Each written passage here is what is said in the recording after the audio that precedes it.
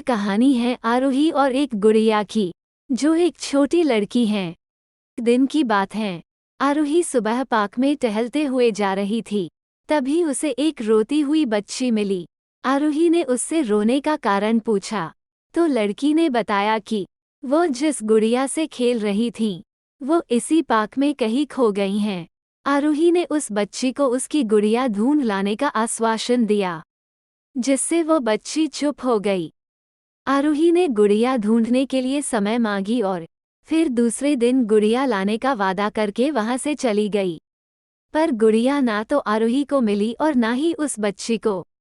आरोही ने गुड़िया की तरफ से एक काल्पनिक पत्र उस बच्ची को लिखी और जब वो बच्ची पार्क में गुड़िया पाने की आशा में आई तो आरोही ने वो पत्र उस बच्ची को पढ़कर सुनाया।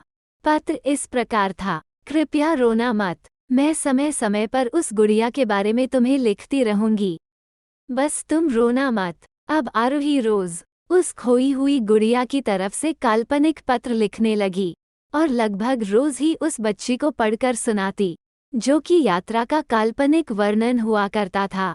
आरोही ने इस काल्पनिक लेकिन रोचक वर्णन ने उस बच्ची को रोने नहीं दिया। वह खुशी खुशी अपनी गुड़िया की घुमक्कड़ी के किस्से सुनाने लगी। अब वो खुश रहने लगी। एक दिन जब काफी कहानियां हो गई तो आरोही ने एक दूसरे गुड़िया उस बच्ची को लाकर दी। जाहिर है वह गुड़िया बदली हुई थी। उस बच्ची को अपनी खोई हुई पुरानी गुड़िया जैसे नई लगी, तो वो आरोही की ओर देखने लगी। आरोही अनजान बनते हुए गुड़िया में चिपकी एक चिट को निकालकर पढ़ने लगी। उसमें लिखा हुआ था, यह मैं ही हूँ, तुम्हारी वाली गुड़िया जो पार्क में खो गई थी। दुनिया भर की लंबी यात्रा की वजह से मैं थोड़ी बदल गई हूँ। बच्ची को इस गुड़िया और आरोही पर विश्वास हो गया। वो गुड़िया लेकर घर चली गई। वर्षों बाद जब वो बच्ची बड़ी हो गई, तो एक दिन वो अपनी अलमारी में कुछ ढूंढ रही थी, तो उसका ध्यान उसी गुड़िया पर गया, जो आरोही ने उसे दी थी। बचपन की बातें याद करके वो हंसने लगी।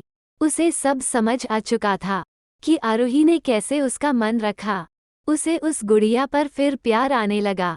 वो उसे बड़े गौर से देखने लगी।